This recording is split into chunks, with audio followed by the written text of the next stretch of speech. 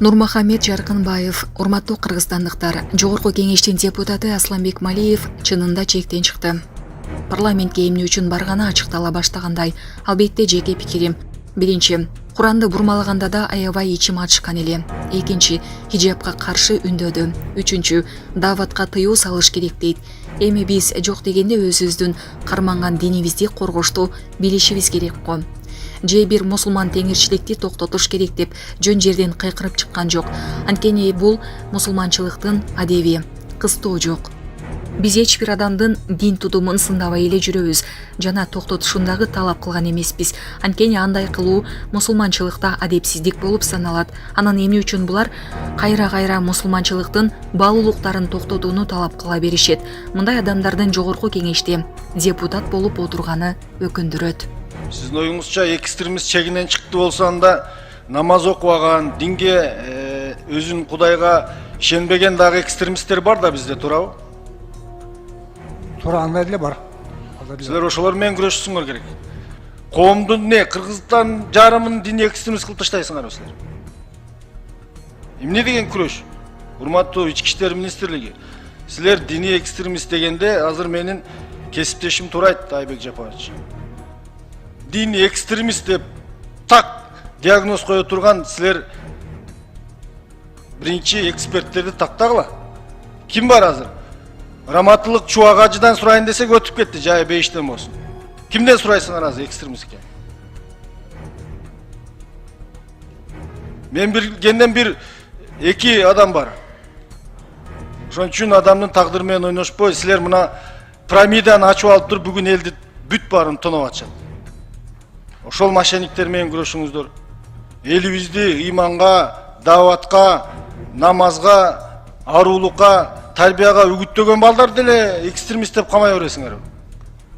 Балдарын, кыздарын чыркыратып. Ошон үчүн бул мыйзамды колдош керек, бирок бирөөгө мындай айып тагаарда аны далилдеш керек биринчи.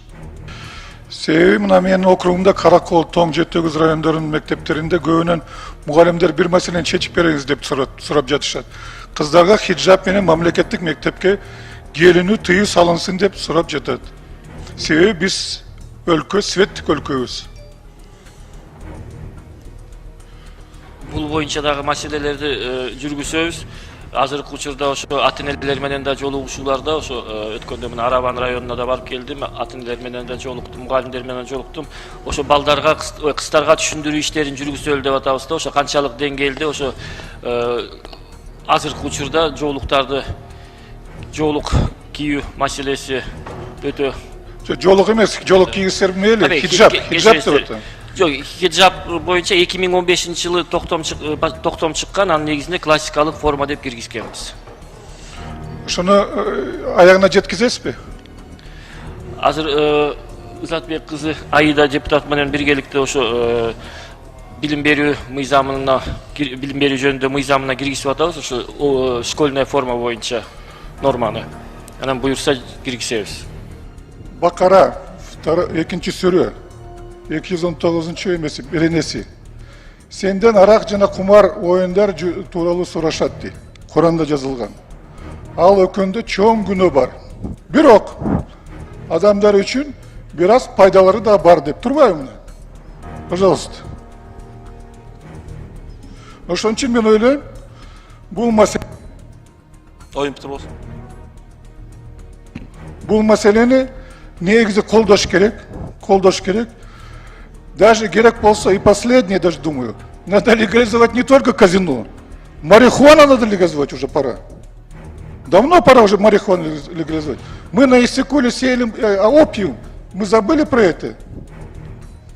То есть нам нужно нестандартное решение находить, чтобы без нефти, без газа, без леса проводить свою экономическую политику. Спасибо. Таблиги жамаат уюму Россияда экстремисттик деп табылган. Эмне үчүн бизде бул уюм эркин иштеп жатат? Асылбек Касымакулович, биз бул таблиги жамааттын ошол мүчөлөрүн дайыма көзөмөлдөп турабыз. Эгер чектен чыгып, ошо мыйзам бузууга бара турган болсо, барган болушу алар деген. Анда кылмыш чоңдулар деген кылмыш чоңдулар тартылат. Бул табиғи жамаатты ошо экстремист деп таануу боюнча бир топ жолу деген аракеттер болгон, бирок ал Кыргызстанда экстремист деп табылган эмес. Жоқ, бирок бизде безвизный режимде Россия менен. Ушактан келип бизде иштерди жүргүзсүн болот. Же биздикилер даяка киргизбейт. Ошондой болуп атпайбы? Биз бир болуш керекпиз, бир калыпта иштешибиз керек да. Эми ар мамлекетте өз мыйзамы бар экен, ошо мыйзамдардын негизинде жумуш алып барабыз. Жоқ, дагы бир жолу карап көрбөсөөр болот. Себеби мен билем ошол табилиги жамааттын уюмдун кишилери бир топ мындай жооптуу кызматтарда иштеп жатат да. Бүгүн биздин республикада. Урматтуу Арслан Касымакулович, эгерде бул ошол жооптуу кызматта иштейт, сиз айткандай факттар болсо, ошолордо биздин мамлекетке деген коркунуч жарата турган болсо, анда биз чара көрөбүз. Жоқ, аларга чара көрүп эле бир атты эле силер Россия менен тыгыз иштеп ошол жамаатты жаап таштабайсыздар анда. Сунушуңузду карап чыгалы. Дагы бир жолу карап көргүлө энди. Рахмат. Ассаламу алейкум, урматтуу кыргызстандыктар, урматтуу кыргыз эли. Чындыгында биз добуш берип шайлаган депутаттар Жогорку кеңешке жумушка келгенден кийин коомчулуктун, элдин, мамлекеттин кызыкчылыгын колдой турган, элге пайдалуу иштерди кылыш керек эле. Бирок тиге каршы кээ бир депутаттар ал жака баргандан кийин элди экиге бөлүп жарып, элдин мыйзамдуу укугун бузуп жатат. Тактап айтканда, Малиев Арсланбек аттуу депутат кыргыз мамлекетине буга чейин дагы зыяндуу иштерди жасап жатат. Буга чейин Куранды бурмалап, хиджабка асылып, жана ошондой эле казинону колдоп келген. Азыркы учурда хиджабка асылып, монтураган эже карындаштарыбыздын укугун тепсеп жатат. Бул Малиев депутат конституцияга, динге системдүү түрдө кайта каршы чыгып келет. Биз мыйзамдуу өлкөдө жашайбыз. Бизде баш мыйзамыбыз конституция. Ал жакта бул тууралуу эмдеп жазылган. Кыргыз Республикасынын конституциясы 24-берене. Эч ким жынысы, расасы, тили, майыптуулугу, этностук таандыгы, туткан дини, курагы, саясий же башка ынанымдары, билими, теги, мүлктүк же башка абал ошондой эле башка жагдайлары боюнча басмырланышы мүмкүн эмес деп турат. Билим берүү жөнүндө мыйзамды карасак, 3-беренеде билим алуу укугу дейт. Кыргыз Республикасынын жарандары жынысына, улутуна, тилине, социалдык жана мүлк абалына, ден соолугунун мүмкүнчүлүктөрүнүн чектелгенине, ишинин түрүнө жана мүнөзүнө, дин тутуусуна, саясий жана диний ынанымдарына, жашаган жерине жана дагы башка жагдайлар карабастан билим алууга укуктуу. Урматтуу депутаттар, силерди эл шайлаган, силер элдин кызматындасыңар. Ошол үчүн эл сурабайт, эл талап коет. Эл өзү билет, кимди коет, кимди шайлайт, кимди мөөнөтүн узартарын, кимдин мөөнөтүн жеткизбей, кетирерин дагы эл чечет.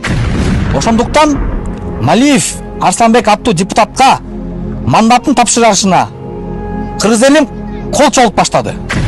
Элди бөлүп жарган Малиевке окшогон депутаттар Керек эмес.